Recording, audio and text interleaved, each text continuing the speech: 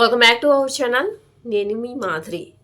మీ జీవితంలో ఈ ఆయుధం మీ దగ్గర ఉందనుకోండి, మీరు జీవితంలో ఎన్ని ఆటుపోట్లు చూసినా, ఎన్ని కష్ట నష్టాలు చూసినా, ఇక ఈ జీవితం ఇంతేనా అని మీకు విరక్తి కలిగిన, వైరాగ్యంలోకి వెళ్ళినా, ఏం జరిగినా మీ లైఫ్లో ఈ ఒక్క ఆయుధం ఉంటే మీరు గట్టెక్కుతారు. అదే మీ గుండె ధైర్యం అనమాట. అంటే కొంతమంది ఏం జరిగినా కానీ నార్మల్‌గా ఉంటారండి. బ్యాలెన్స్‌డ్‌గా ఉంటారు. వాళ్ళలో మంచి విషయం జరిగి ఎన్నో నైట్‌కి నైట్ కోట్లొచ్చి పడినా వాళ్ళు ప్రశాంతంగా కూల్‌గా, కామ్‌గా ఉంటారు. లేదంటే ఆ వచ్చినయి మొత్తం రెండో రోజే పోయినా కానీ వాళ్ళు కూల్‌గా, కామ్‌గానే ఉంటారు. అరే! ఏం మనుషురా వీళ్ళు! ఎలాంటి రియాక్షన్ లేకుండా ఎలా ఉండగలుగుతున్నార్రా అని అనిపిస్తది. కానీ ఎక్కడో కొందరు మాత్రమే కనపడతారు ఇలాంటి మహానుభావులు. అందరూ కాదు. ఎప్పుడో పుణ్యం చేశారేమో అని అనిపిస్తది అలాంటి వాళ్ళని చూస్తే. ఎందుకంటే మనుషులం గదా! మనము ఏది వస్తే భావన అది వ్యక్తం చేస్తాం. అంటే ద్వేషము, కోపము, జెలసీ ఇలాంటి లక్షణాలన్నీ మనుషులనే వాళ్ళకుంటాయి. అది బయటకి వ్యక్తం చేసేస్తాం.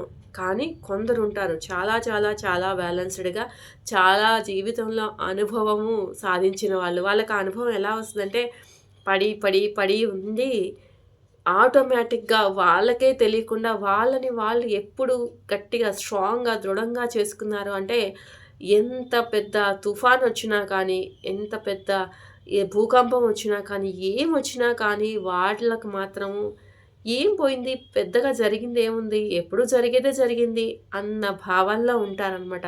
అంత గుండె ధైర్యంగా ఉంటారు. అలాంటి వాళ్ళ దగ్గర ఏం జరిగినా వాళ్ళు అవతలి వాళ్ళు వాళ్ళని చూసి, అయ్యో! ఇంత బాధ పెట్టినా ఏంటి వీళ్ళకి బాధ కలగట్లేదు అని ముక్కు మీద వేలేసుకోవాల్సిందే కానీ, వీళ్ళకి మాత్రం చీమ కుట్టినట్టయినా అది ఉండదనమాట.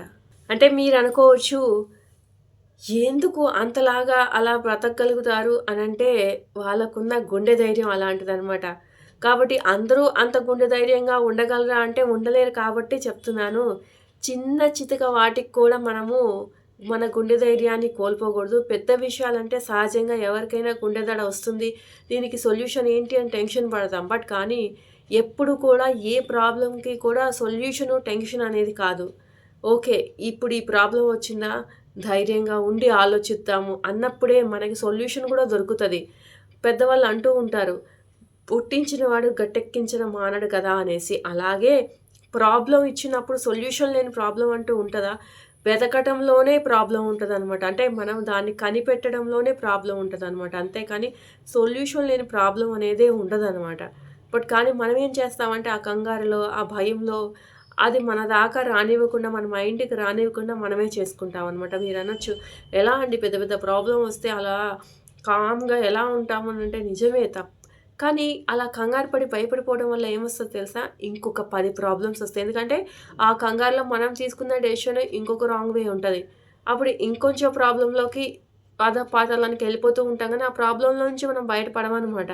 కాబట్టి ఒక గంట, 2 గంటలు take your own time 1 day, 2 days అలా తీసుకొని, ఆ టైమ్ టేకింగ్ తీసుకొని, ఆ కంగారు నుంచి బయటపడిన తర్వాతే ఆ సొల్యూషన్‌ని వెతకండి గానీ, అందులోనే ఉన్నప్పుడు వెతకకండి సొల్యూషన్‌ని.